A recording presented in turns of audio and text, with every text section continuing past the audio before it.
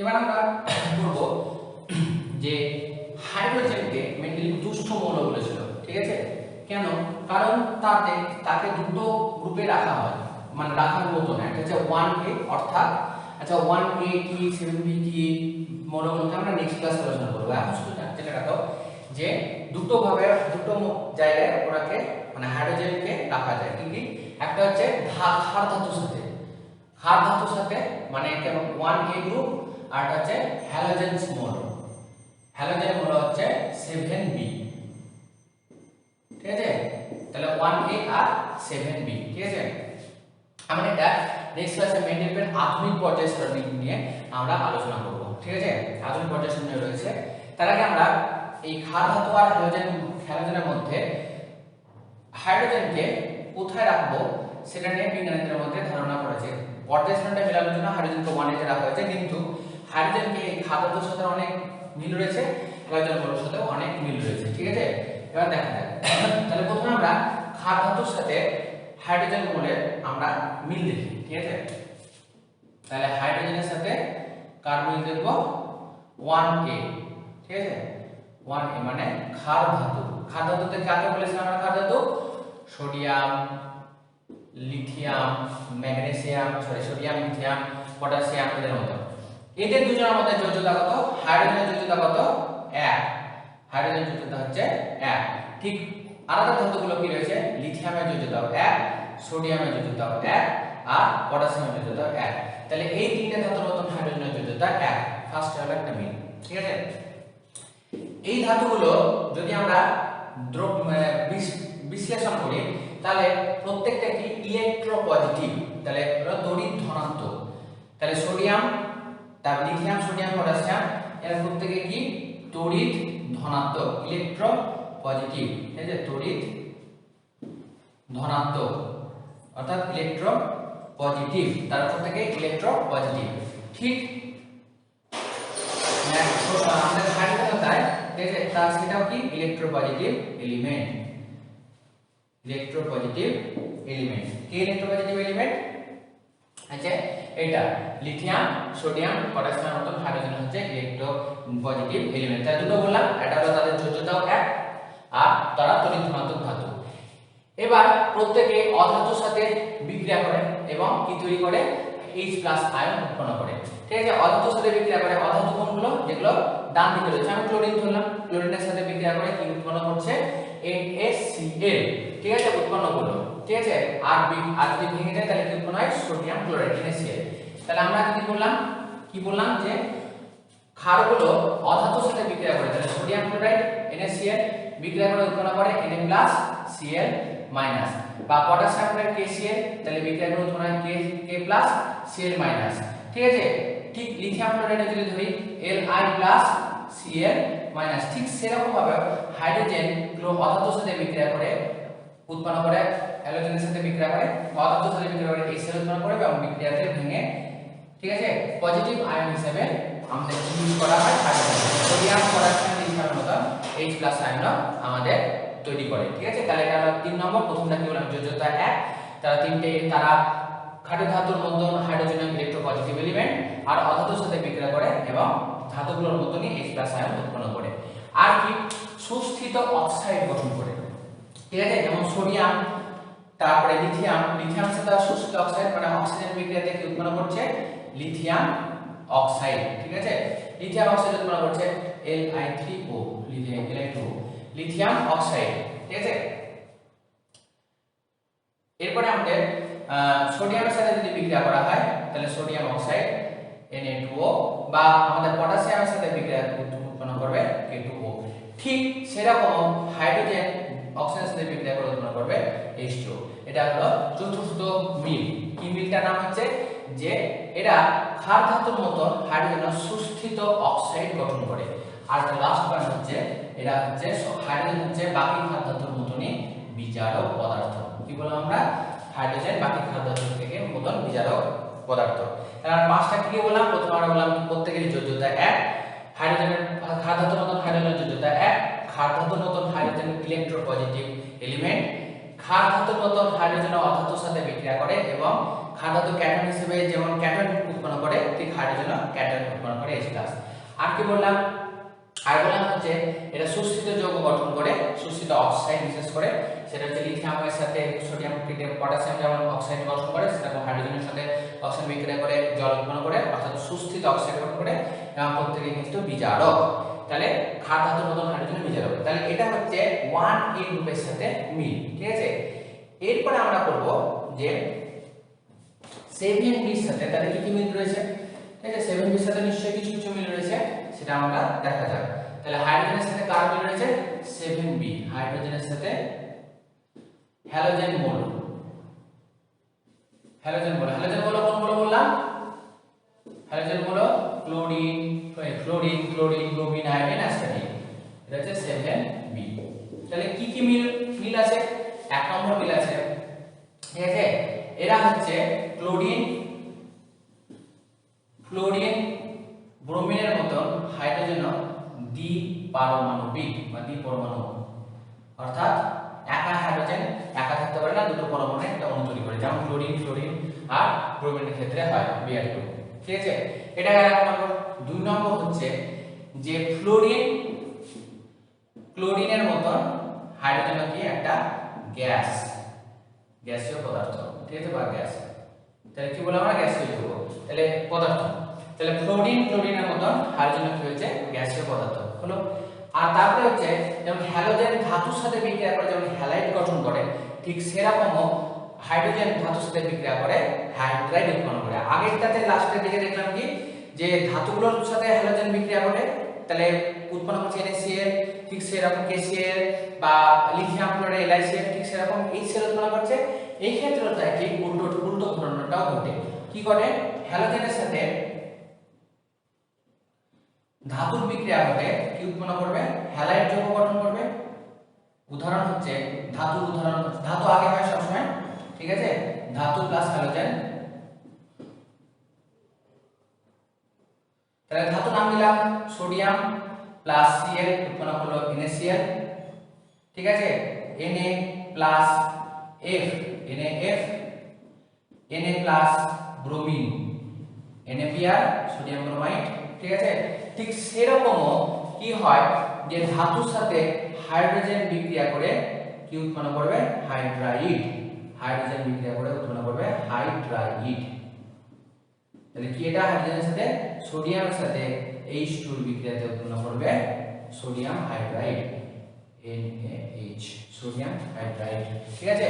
তাহলে আমরা কি বললাম, হ্যালোজেন মৌলের সাথে মিল কি বললাম, সেটা হচ্ছে ক্লোরিন ব্রোমিনের মতন দ্বিপারমাণবিক, ক্লোরিনের মতন হাইড্রোজেন গ্যাস। আর যেমন ধাতু হ্যালোজেনের সাথে ধাতু বিক্রিয়া হ্যালাইড উৎপন্ন করে, যেমন Na+Cl NaCl, Na+F ঠিক সেরকম ধাতুর সাথে হাইড্রোজেন মিলে তৈরি করা হাইড্রাইড যৌগ Na+H2 সমান NaH, ঠিক আছে। তাহলে আমরা তাহলে এটাকে বলা হয়, মেন্ডেলি বলেছিলেন হাইড্রোজেন বলে দুষ্টু মৌল। কি বলা হয়, দুষ্টু মৌল, ঠিক আছে, দুষ্টু মৌল বলা হয় হাইড্রোজেনকে, ঠিক আছে। এবার তাহলে কেন বলা হয় আমরা ডিটেইলসে আলোচনা করলাম। নেক্সট ক্লাসে আমরা পর্যায়গত ধর্ম কিরকম ভাবে পরিবর্তন হয়, অর্থাৎ পর্যায়গতভাবে আমরা যদি উপর থেকে বাম দিকে ডান দিকে যাই বা শ্রেণীগতভাবে উপর থেকে নিচে নামি একটা শ্রেণী বরাবর উপর থেকে নিচে নামলাম বা বাম দিকে ডান দিকে গেলাম, বিভিন্ন ধর্মে কি কি পরিবর্তন হয় সেটা নিয়ে আলোচনা করব। আর বলবো যে মেন্ডেলিয়ান আধুনিক পর্যায় সারণী কি সেটা নিয়ে আমরা আলোচনা করব নেক্সট ক্লাসে।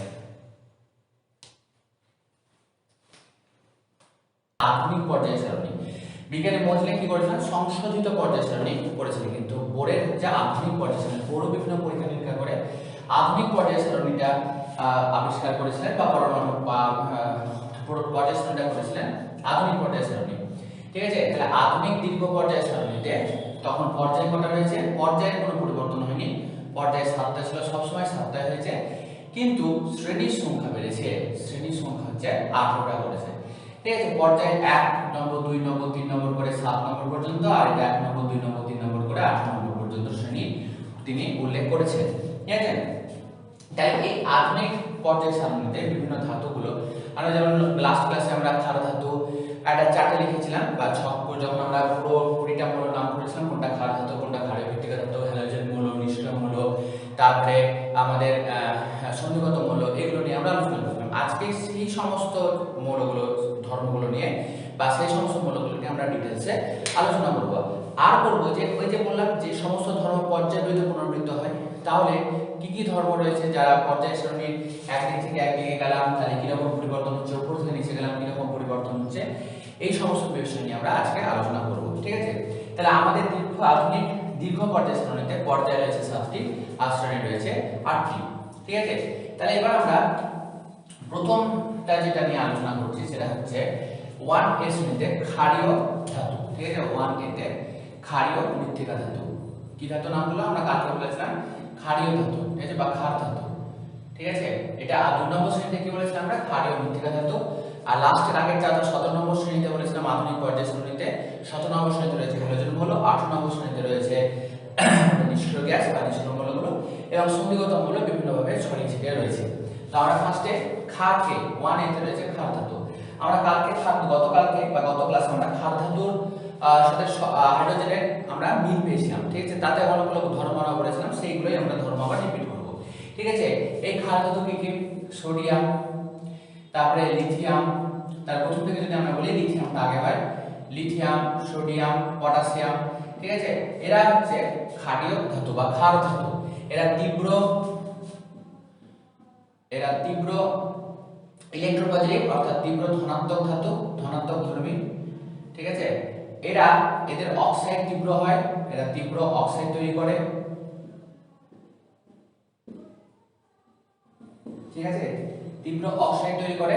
ঠিক আছে, আর কি তৈরি করছে এরা? ঠিক আছে, আর হচ্ছে এই সমস্ত যে ক্ষার ধাতুর মৌলগুলো রয়েছে সেগুলো কি হয় যে অক্সিজেনের এগুলো জলের সাথে বিক্রিয়া করছে। কিসের সাথে? জলের সাথে বিক্রিয়া করে কি উৎপন্ন করবে? বিক্রিয়া করে তীব্র ক্ষার উৎপন্ন করবে। কি উৎপন্ন করবে? তীব্র ক্ষার উৎপন্ন করবে, প্লাস উৎপন্ন করবে হাইড্রোজেন গ্যাস H2। ঠিক আছে, আমরা একটা উদাহরণ দেখা যায়। যেমন আমরা যদি একটা আরবিট্রারি দিলাম, ঠিক আছে, 2m প্লাস 2H2O উৎপন্ন হবে 2MOH প্লাস H2। তাহলে mটা কি? mটা হচ্ছে আমরা ক্ষার ধাতু। আমরা এগুলো লিখতে পারি, লিথিয়াম লিখতে পারি, সোডিয়াম লিখতে পারি, পটাশিয়াম লিখতে পারি, যা খুশি। তাহলে আমরা যদি এটাকে লিখি 2 লিথিয়াম 2Li + 2H2O সমান কি হবে? 2LiOH + H2। তাহলে আমরা কি বলতে চাইছি? এই সমস্ত ক্ষার ধাতুগুলো জলের সাথে বিক্রিয়া করে তীব্র ক্ষার উৎপন্ন করবে, প্লাস হাইড্রোজেন গ্যাস উৎপন্ন করবে। এটা আমরা নরমাল ফর্ম। ঠিক আছে, এটা বেসিক ফর্ম। যদি আমরা কোনো একটা মৌলকে নিয়ে করি, আমরা যেমন লিথিয়ামকে নিয়ে যদি করি, তাহলে 2Li + 2H2O সমান 2LiOH + H2। ঠিক আছে, এটা হচ্ছে আমাদের মেন সূত্র। বা আমরা যদি লিথিয়ামের বদলে আমরা সোডিয়াম করি, তাহলে 2Na + 2H2O সমান কি উৎপন্ন করবে? 2NaOH + H2। বা 2K + 2H2O সমান 2KOH + H2। ঠিক আছে, তাহলে আমরা তীব্র ক্ষার ধাতুগুলো রয়েছে, এটা ক্ষার ধাতু কি বলে? আমরা তীব্র ধনাত্মক ধর্মী অর্থাৎ ইলেকট্রোপজিটিভ। তারা কি বলে? আমরা তারা প্রচন্ড ইলেকট্রোপজিটিভ এলিমেন্ট, ইলেকট্রোপজিটিভ এলিমেন্ট। ঠিক আছে, এদের সবগুলো আমরা লাস্ট ক্লাসে বলেছিলাম, সেই সবগুলোতে প্রত্যেকেরই কটা করে ইলেকট্রন রয়েছে? একটা করে ইলেকট্রন রয়েছে। ঠিক আছে, সোডিয়ামের কত বলেছিলাম? লিথিয়ামের হচ্ছে 3 2 + 1, সোডিয়ামের হচ্ছে 11 2 + 7 + 1, আর পটাশিয়ামের হচ্ছে 19 2 + 8 + 8 + 1। প্রত্যেকটারই একটা করে শেষ কক্ষতে একটা করে ইলেকট্রন রয়েছে এবং প্রত্যেকের যোজ্যতা কত? 1। ঠিক আছে, প্রত্যেকের যোজ্যতা হচ্ছে 1। ওকে, আর কি বললাম? তীব্র তারা অক্সাইড গঠন করে, যেমন হাইড্রোজেন সাথে আমরা কি বলেছিলাম? জলের সাথে বিক্রিয়া করে হাইড্রোজেন আর অক্সিজেন বিক্রিয়া করে H2 যেমন উৎপন্ন করে, তেমনি সোডিয়ামের সাথে অক্সিজেন বিক্রিয়া সোডিয়াম অক্সাইড উৎপন্ন করবে Na2O। জলের সাথে বিক্রিয়া করে এরা তীব্র ক্ষার উৎপন্ন করে এবং তার সাথে সাথে হাইড্রোজেন গ্যাস উৎপন্ন করবে। 2m + 2H2O সমান কি? 2MOH + H2। এটা হলো বেসিক আপনার ইকুয়েশন। এবার m মানে কি? বিভিন্ন ক্ষার ধাতু কি কি? লিথিয়াম হতে পারে, সোডিয়াম হতে পারে, পটাশিয়াম হতে পারে। এখন সেগুলো আমরা পুট করে আমরা মেইন একটা সূত্রতে বিভিন্ন ধরনের সূত্র না বিভিন্ন ইকুয়েশন আমরা রিঅ্যাকশনগুলো দেখলাম। আর কি এরা হচ্ছে আমরা লাস্ট ক্লাসে পড়েছিলাম, এরা হাইড্রাইডও গঠন করে। ঠিক আছে, মানে কি? এই বিভিন্ন ধরনের লিথিয়াম হোক, সোডিয়াম হোক, পটাশিয়াম হোক, হাইড্রোজেনের সাথে বিক্রিয়া করে এরা অবশ্যই হাইড্রাইড গঠন করে। তাহলে এই সমস্ত ক্ষার ধাতুগুলোর মধ্যে এত কিছু তাদের মধ্যে মিল দেখা যায়। ঠিক আছে, এরা মুক্ত অবস্থায় কিন্তু পাওয়া যায় না, কারণ এটা প্রচন্ড সক্রিয় ধাতু। এই সোডিয়াম বলি বা পটাশিয়াম বলি বা লিথিয়াম বলি, এরা কি অত্যন্ত সক্রিয় ধাতু, ঠিক আছে। তাই এদের কি হয়, অত্যন্ত সক্রিয় ধাতু, তাই এরা প্রকৃতিতে মুক্ত অবস্থায় থাকতে পারে না, ঠিক আছে, মুক্ত অবস্থায় থাকতে পারে না, ঠিক আছে। তাহলে এটা হচ্ছে আমাদের ক্ষার ধাতু সম্পর্কে বিস্তারিত আলোচনা, বেশ, ঠিক আছে। এবারে আমরা বলবো যে সেকেন্ড পর্যায়ে অর্থাৎ 2 নম্বর শ্রেণীতে রয়েছে কারা কারা রয়েছে। ফার্স্টে রয়েছে বেরিলিয়াম, ম্যাগনেসিয়াম, অ্যালুমিনিয়াম, ঠিক আছে, অ্যালুমিনিয়াম না, বেরিলিয়াম রয়েছে, ম্যাগনেসিয়াম রয়েছে, আর কি রয়েছে, ক্যালসিয়াম রয়েছে, ঠিক আছে। এরা কি, এরা হচ্ছে ক্ষারীয় মৃত্তিকা ধাতু, ঠিক আছে, এদেরকে নাম হলো ক্ষারীয় মৃত্তিকা ধাতু। তাহলে এটা বোঝা গেল, ক্ষার ধাতুটা বোঝা গেল। এবার আমরা ক্ষারীয় মৃত্তিকা ধাতুতে চলে যাই, ঠিক আছে।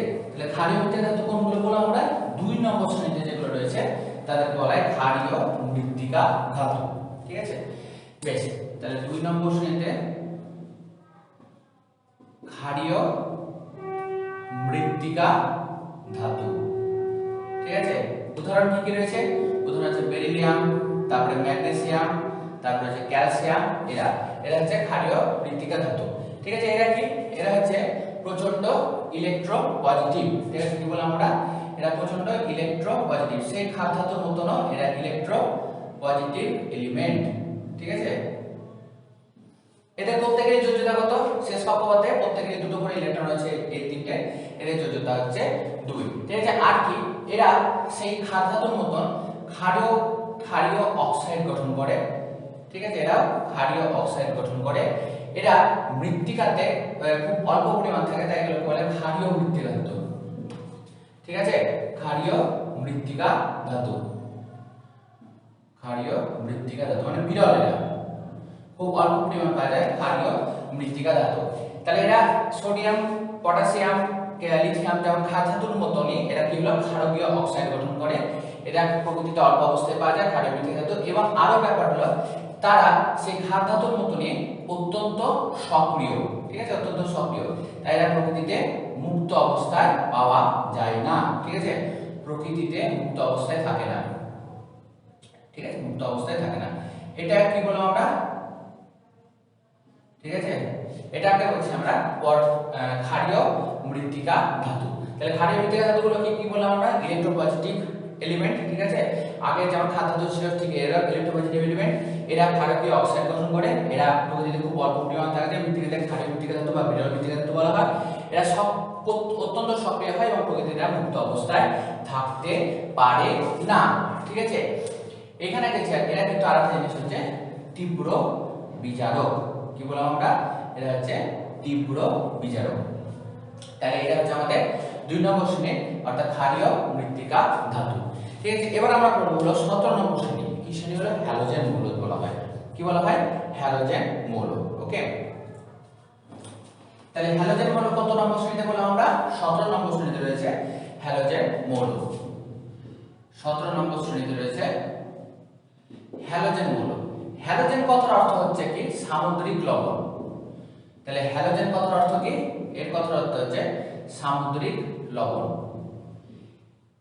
এই যে হ্যালোজেন মৌলগুলো একটা মিক্সচার, মানে প্রকৃতিতে এরা কঠিন অবস্থাতে থাকতে পারে, তরল অবস্থাতে থাকতে পারে, গ্যাসীয় অবস্থাতে থাকতে পারে, ঠিক আছে। আমরা হ্যালোজেন মৌলের নামগুলো কি করেছিলাম, fluorine, chlorine, bromine, iodine, astatine, ঠিক আছে। তাহলে ফ্লোরিন, তাহলে ফ্লোরিন হতে ফ্লোরিন লিখতে পারি, ঠিক আছে, ফ্লোরিন। তাহলে ফ্লোরিনের আর ফ্লোরিন আছে আর ক্লোরিন, এই দুজন কি গ্যাস, এই দুজন হচ্ছে গ্যাসীয় পদার্থ, ঠিক আছে, এই দুজন গ্যাসীয় পদার্থ। ব্রোমিন, ব্রোমিন কি, ব্রোমিন হচ্ছে ব্রোমিন হলো আমাদের তরল, ঠিক আছে, ব্রোমিন হচ্ছে তরল, ঠিক আছে। আর হচ্ছে অ্যাস্টাটিন, আর আয়োডিন আর অ্যাস্টাটিন, আয়োডিন আর অ্যাস্টাটিন কি, আয়োডিন ও অ্যাস্টাটিন হচ্ছে অ্যাস্টাটিন, আয়োডিন আর অ্যাস্টাটিন, ঠিক আছে, এটি অ্যাস্টাটিন না অ্যাস্টাটিন, ঠিক আছে। এটা হচ্ছে কি, এরা হচ্ছে গ্যাসীয় তরল, এটা হচ্ছে কঠিন, ঠিক আছে। তাহলে এগুলো হলো হ্যালোজেন মৌল।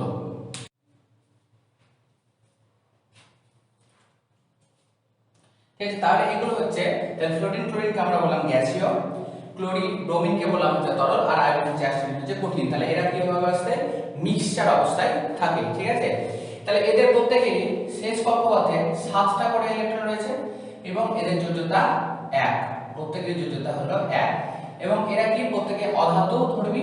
ঠিক আছে, প্রত্যেকে হলো অধাতু ধর্মী এবং এদের কি হয় যে এরা ইলেকট্রোনেগেটিভ।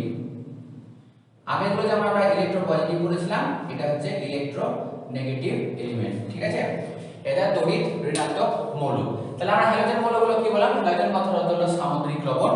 ঠিক আছে, এইখানে মিক্সচার হিসেবে থাকে, অর্থাৎ ক্লোরিন থাকে গ্যাসীয় অবস্থায়, ব্রোমিন থাকে তরল অবস্থায়, আয়োডিন অ্যাসিড থাকে কঠিন অবস্থায়। এদের প্রত্যেকেরই শেষ কক্ষপথে কটা করে ইলেকট্রন রয়েছে, 7টা করে ইলেকট্রন রয়েছে। ঠিক আছে, আর এদের যোজ্যতা কত, হ্যাঁ এরা অধাতু হয় এবং এরা প্রচন্ড তড়িৎ ঋণাত্মক ধর্মী অর্থাৎ ইলেকট্রোনেগেটিভ। তাহলে এটা আমাদের গেল 17 নম্বর শ্রেণী হলো হ্যালোজেন মৌল। এবার আমরা পড়বো 18 নম্বর শ্রেণীতে যেটা আছে নিষ্ক্রিয় মৌল বা নোবেল গ্যাস। ঠিক আছে, নিষ্ক্রিয় মৌল। তাহলে 18 নম্বর শ্রেণীতে হচ্ছে নিষ্ক্রিয় মৌল। নিষ্ক্রিয় মৌল, ওকে। তাহলে নিষ্ক্রিয় মৌল কোনগুলো, নিষ্ক্রিয় মৌল হচ্ছে হিলিয়াম, তারপরে হচ্ছে নিয়ন, আর্গন, ক্রিপ্টন, জেনন, রেডন। ঠিক আছে, এটা হচ্ছে আমাদের 6টা। তার মধ্যে এখানে হিলিয়ামের শেষ কক্ষপথে আছে 2টো ইলেকট্রন, বাকি সবার শেষ কক্ষপথে কত ইলেকট্রন রয়েছে, 8টা করে ইলেকট্রন রয়েছে। এরা কারোর সাথে সেরকম ভাবে বিক্রিয়া করে না, তাই এদেরকে কি বলা হয়, নিষ্ক্রিয় বা নোবেল গ্যাস। নিষ্ক্রিয় মৌল বা নোবেল গ্যাস বলা হয়। ঠিক আছে, নিষ্ক্রিয় মৌল বা নোবেল গ্যাস। তাহলে এরা হচ্ছে শুধুমাত্র হিলিয়ামের শেষ কক্ষপথে 2টো ইলেকট্রন রয়েছে এবং বাকি নিয়ন, আর্গন, ক্রিপ্টন, জেনন, রেডন এদের প্রত্যেকের শেষ কক্ষপথে কটা করে ইলেকট্রন রয়েছে, 8টা করে ইলেকট্রন রয়েছে। ঠিক আছে, এরা প্রকৃতিতে বিভিন্ন মৌলের সাথে বিক্রিয়া করে না, তাই এরা নিষ্ক্রিয় মৌল, এদেরকে নোবেল গ্যাস বলা হয়। তাহলে এটা আমরা বললাম 8 নম্বর শ্রেণী। এবার আরেকটা ইম্পর্টেন্ট একটা হচ্ছে গ্রুপ পর্যায়ে বলবো, সেটা হচ্ছে সন্ধিগত মৌল। ঠিক আছে, সন্ধিগত মৌল আমরা ফার্স্টে বললাম ছড়িয়ে ছিটে রয়েছে। সন্ধিগত মৌল রয়েছে আমাদের চতুর্থ পর্যায়ে কারা এগুলো, এটা হচ্ছে সন্ধিগত মৌল। ঠিক আছে, চতুর্থ পর্যায়ে এটা হচ্ছে আমরা ফার্স্টে লিখলাম সন্ধিগত মৌল। তাহলে চতুর্থ পর্যায়ে কোথা থেকে কোথায়, চতুর্থ পর্যায়ে Sc থেকে অর্থাৎ স্ক্যান্ডিয়াম। ঠিক আছে, যার 21 এবং এর ইংরেজি নাম হচ্ছে Sc। স্ক্যান্ডিয়াম থেকে শুরু করে কতটা পর্যন্ত আছে, জিঙ্ক পর্যন্ত, Zn 30, পরমাণু ক্রমাঙ্ক 30। তাহলে স্ক্যান্ডিয়াম থেকে জিঙ্ক পর্যন্ত। পঞ্চম পর্যায়ে, এটা চতুর্থ পর্যায়ে, পঞ্চম পর্যায়ে Y বা ইট্রিয়াম যাকে বলা হয়, ইট্রিয়াম। ঠিক আছে, যার সংকেত হচ্ছে Y। ঠিক আছে, যার সংকেত হচ্ছে Y। তাহলে ইট্রিয়ামের কত পরমাণু ক্রমাঙ্ক কত, ইট্রিয়ামের পরমাণু ক্রমাঙ্ক হচ্ছে 39 থেকে ক্যাডমিয়াম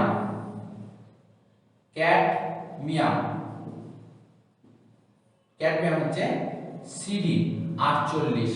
ঠিক আছে, এটা হলো পঞ্চম পর্যায়ে। আর ষষ্ঠ পর্যায়ে, ঠিক আছে, La অর্থাৎ ল্যান্থানাম,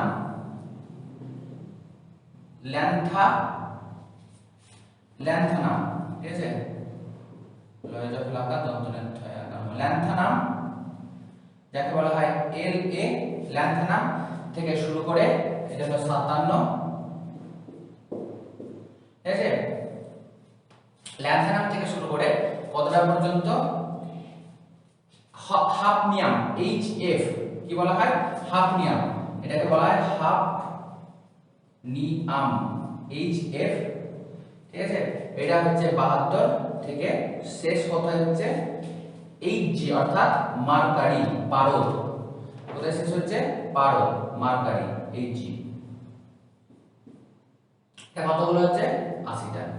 ঠিক আছে, এটা হচ্ছে আমাদের পর্যায় সারণী সন্ধিগত মৌল আমাদের বৈশিষ্ট্য বা কতগুলো কোথায় কোথায় আছে। তাহলে চতুর্থ পর্যায়ে স্ক্যান্ডিয়াম Sc, 21 থেকে জিঙ্ক Zn 30, ফিফথ পর্যায়ে ইট্রিয়াম ওয়াই 39 থেকে ক্যাডমিয়াম সিডি 48, আর ষষ্ঠ পর্যায়ে ল্যান্থেনাম এলএ 57 থেকে 57, হফমিয়াম 72 থেকে এইচএফ থেকে শুরু করে পারদ অর্থাৎ এই যত মার্কারি থেকে 80। তাহলে এটা হলো কি, এরা হলো সন্ধিগত মৌল। এদের বৈশিষ্ট্য কি, এরা যোজ্যতা একাধিক, এদের মেইন বৈশিষ্ট্য হলো একাধিক যোজ্যতা, ঠিক আছে, একাধিক যোজ্যতা রয়েছে, আর এরা জটিল রঙিন যৌগ গঠন করে, এরা জটিল রঙিন যৌগ গঠন করে। তাহলে এদের মেইন হচ্ছে কি, সন্ধিগত মৌল হলো মেইন হলো কি, এদের একাধিক যোজ্যতা দেখা যায়, অর্থাৎ যোজ্যতা কখনো 2 3 একাধিক হতে পারে, এবং এটা কি হয় যে এরা জটিল রঙিন যৌগ গঠন করতে পারে, ঠিক আছে। তাহলে আমরা পর্যায় সারণীর বিভিন্ন মৌলগুলো নিয়ে আমরা আলোচনা করলাম, ঠিক আছে। 1a অর্থাৎ ক্ষার ধাতু নিয়ে আমরা আলোচনা করছি, তারা তীব্র অক্সাইড জলের সাথে বিক্রিয়ায় তীব্র ক্ষার এবং জল হাইড্রোজেন গ্যাস উৎপন্ন করে, ঠিক আছে। তারা সোডিয়াম গুলো কি হয়, হাইড্রোজেনের সাথে বিক্রিয়া করে, ক্ষার ধাতুগুলো হাইড্রোজেনের সাথে বিক্রিয়া করে হাইড্রাইড গঠন করে, ঠিক আছে। তারা ইলেকট্রোপজিটিভ হয় এবং তাদের যোজ্যতা হয় 1, ঠিক আছে। আর দ্বিতীয় নম্বর শ্রেণীতে বললাম কি, ক্ষারীয় মৃত্তিকা ধাতু, তারা প্রকৃতিতে খুব কম পরিমাণে পাওয়া যায়, ঠিক আছে, বিরল সেই কারণের জন্য। আর ক্ষার ধাতু যেমন তীব্র অক্সাইড গঠন করে, এরা তীব্র অক্সাইড গঠন করে, এরা তীব্র বিজারক, অর্থাৎ ক্ষারীয় মৃত্তিকা ধাতুরা তীব্র বিজারক। আর ক্ষার ধাতু আর ক্ষারীয় মৃত্তিকা ধাতু অত্যন্ত সক্রিয় হয়, প্রকৃতিতে মুক্ত অবস্থায় পাওয়া যায় না এবং তীব্র বিজারক, ঠিক আছে। আর বললাম আমরা হ্যালোজেন মৌলগুলো, যাদের হ্যালোজেন 17 নম্বর শ্রেণী, যাদের হ্যালোজেন কথা হলো সামুদ্রিক মৌল, ঠিক আছে, সামুদ্রিক লবণ। এখানে সবাই মিক্সার অবস্থায় থাকে, কি ফ্লোরিন ক্লোরিন থাকে গ্যাসীয় অবস্থায়, ব্রোমিন থাকে তরল অবস্থায়, আর আয়োডিন অ্যাসিডিন থাকে কঠিন অবস্থাতে, ঠিক আছে। এরা প্রত্যেকেরই ইলেকট্রোনেগেটিভ তড়িৎ ঋণাত্মক মূল, এদের যোজ্যতা 1 এবং শেষ কক্ষপথে প্রত্যেকটি 7টা করে ইলেকট্রন রয়েছে।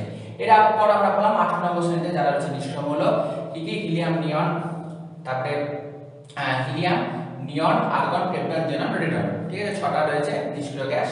তারা প্রকৃতিতে কি আছে পাওয়া যায়, কিন্তু তারা কারোর সাথে বিক্রিয়া করা বলে তাদেরকে নিষ্ক্রিয় গ্যাস বলা হয়। এবং হিলিয়াম ছাড়া, হিলিয়ামের শেষ কক্ষপথে 2টো ইলেকট্রন, আর বাকি 5টার শেষ কক্ষপথে 8টা ইলেকট্রন রয়েছে। এবার আমরা সন্ধিগত মৌল, চতুর্থ পর্যায়ে স্ক্যান্ডিয়াম থেকে জিঙ্ক পর্যন্ত, ফিফথ পর্যায়ে ইট্রিয়াম থেকে ক্যাডমিয়াম পর্যন্ত, আর ষষ্ঠ পর্যায়ে ল্যান্থেনাম হফমিয়াম থেকে পারদ পর্যন্ত। এরা প্রত্যেকে কি হলো সন্ধিগত মৌল, এদের একাধিক যোজ্যতা দেখা যায় এবং এরা জটিল রঙিন যৌগ তৈরি করে, ঠিক আছে। এবার আমরা প্রত্যেকটা যতগুলো আমরা আলোচনা করলাম প্রত্যেকটা থেকে একটা ছোট্ট করে একটা জিনিস জানবো, সেটা হচ্ছে যে ক্ষারীয় ধাতু, ঠিক আছে, ক্ষারীয় ধাতুর মধ্যে 1a শ্রেণীর মধ্যে ক্ষারীয় ধাতু যেটা রয়েছে তার মধ্যে হচ্ছে Fr অর্থাৎ ফ্রান্সিয়াম।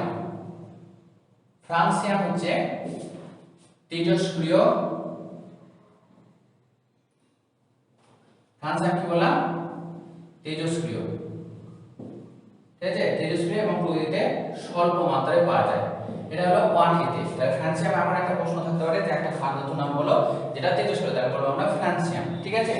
এবার হচ্ছে রেডিয়াম, ঠিক আছে, আর এ 2 নম্বর শ্রেণীতে রয়েছে রেডিয়াম। রেডিয়ামটা কি, রেডিয়ামটা হচ্ছে ক্ষারীয় মৃত্তিকা ধাতু, তার সেও কিন্তু তেজস্ক্রিয়, ঠিক আছে। তাহলে আমরা যদি বলা হয় 2 নম্বর শ্রেণীতে একটা তেজস্ক্রিয় ক্ষারীয় মৃত্তিকা ধাতু বা ক্ষারীয় মৃত্তিকা ধাতু নাম লিখো, তাহলে আমরা বলবো কি রেডিয়াম, ঠিক আছে। আরেকটা বলবো সেটা হচ্ছে সুপার হ্যালোজেন কাকে বলে, ঠিক আছে, 17 নম্বর শ্রেণী সুপার হ্যালোজেন। তাহলে সুপার হ্যালোজেন বলা হয় কাকে, ফ্লুরিনকে সুপার হ্যালোজেন বলা হয়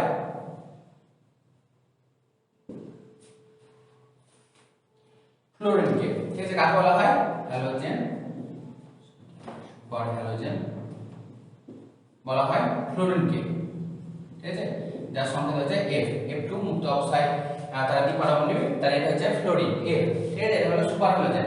আর এইখানে হলো অ্যাস্টাটিন, ঠিক আছে, এটি হচ্ছে কি, ঠিক আছে, এটি হচ্ছে তেজস্ক্রিয় হ্যালোজেন।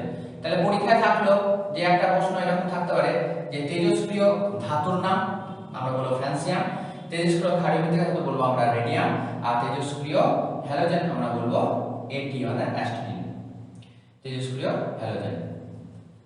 এই হচ্ছে আমাদের নিচে, ঠিক আছে, তেজস্ক্রিয় হ্যালোজেন।